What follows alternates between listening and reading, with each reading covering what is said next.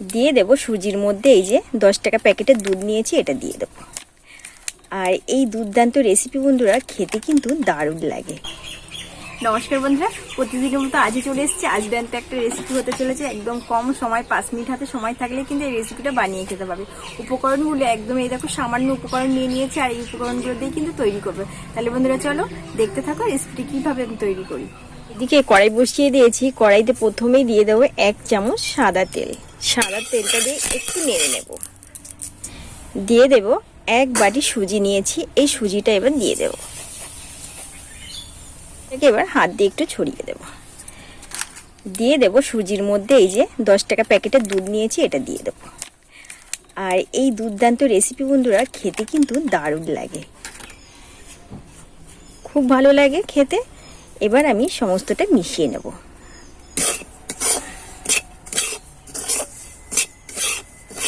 যে বাটি মেপে সুজি নিয়েছি সেই বাটির আমি দিয়ে দেবো 2 বাটি জল।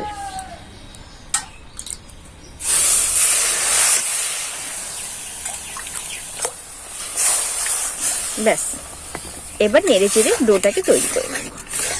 বন্ধুরা ডোটা একদম রেডি হয়ে গেছে, এবার আমি ডোটাকে নামিয়ে নেব।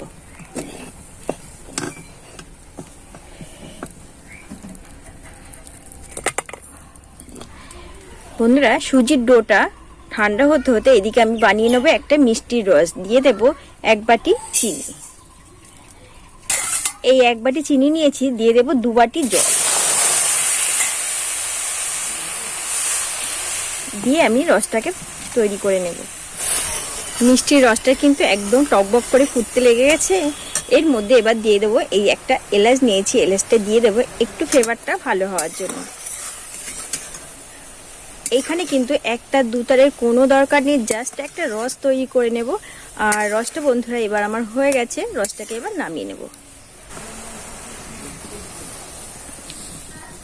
বাটিতে ঢেলে নেব রসটাকে।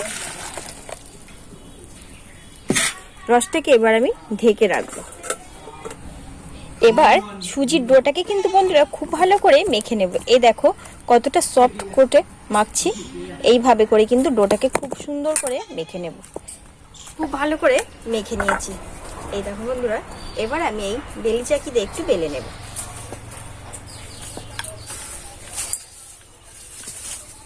খুব বেশি পাতলা করবো না, একটু মিডিয়াম মোটা থাকবে।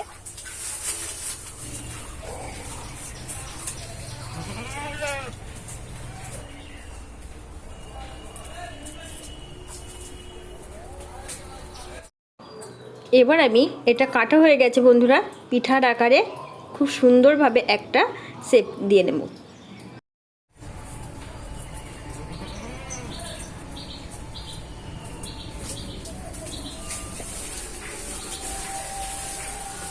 এইভাবে করে প্রত্যেকটাই কেটে নেব।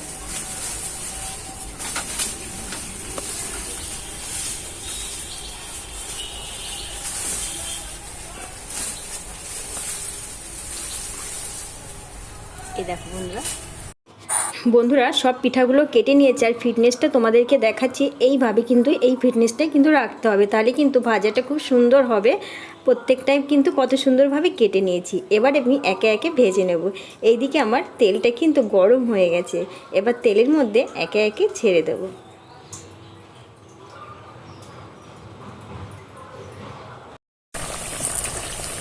এই দেখো বন্ধুরা কত সুন্দর ফুলছে।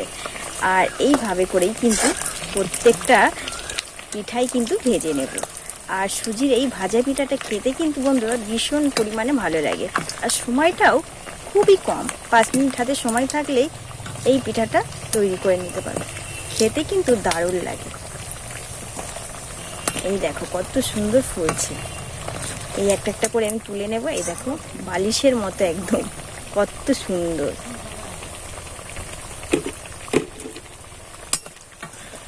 আমি তুলবো আর রসে দিয়ে দেব। গরম গরম রসে দিয়ে দিলে রসটা খুব ভালোভাবে এর মধ্যে ঢুকে যাবে। এবার আমি এগুলোকে কিন্তু রসের মধ্যে দিয়ে দেব। গরম গরম রসে দিলে কিন্তু রসটা খুব ভালো ঢুকবে। আর বাকিগুলো কিন্তু একইভাবে ভেজে নেব। এবার আমি এই যে রসে যে দিয়ে দিয়েছি, এবার রস থেকে আমি পিঠাগুলোকে, বন্ধুরা রস থেকে পিঠাগুলোকে একে একে তুলে নিচ্ছি। আর এই ভাজা পিঠা একবার যদি খাও না বন্ধুরা, দ্বিতীয়বার অবশ্যই বানাবে। এটা একদম আমার বন্ধুরা সুজির এই পিঠা, এই দেখো কতটা নরম তুলতুল করছে বন্ধুরা, দেখো। আর এত সুন্দর লাগে না খেতে, আর সময়টাও কিন্তু ভীষণ কম। হাতে 5 মিনিট সময় থাকলেই এই পিঠা তৈরি করে খেতে পারো। একটা খেলে কিন্তু আর একটা খেতে ইচ্ছা হবে, এত সুন্দর লাগে বন্ধুরা। বাড়িতে চটজলদি এই পিঠা একবার বানিয়ে খাও, খেতে দারুণ লাগে। কতটা নরম হয়েছে এই দেখো।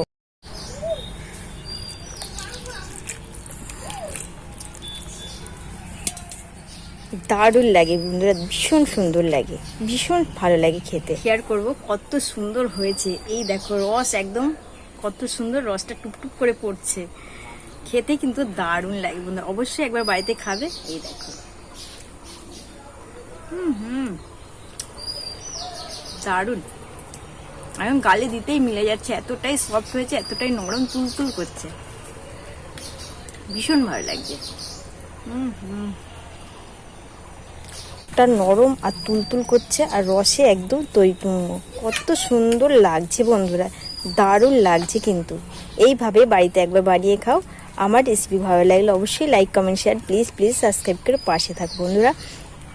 আজ এখানেই রাখছি, দেখা হবে অন্য একটা রেসিপির সঙ্গে। এই দেখো কত সুন্দর ভেতরটা নরম হয়ে গেছে, দেখেছো?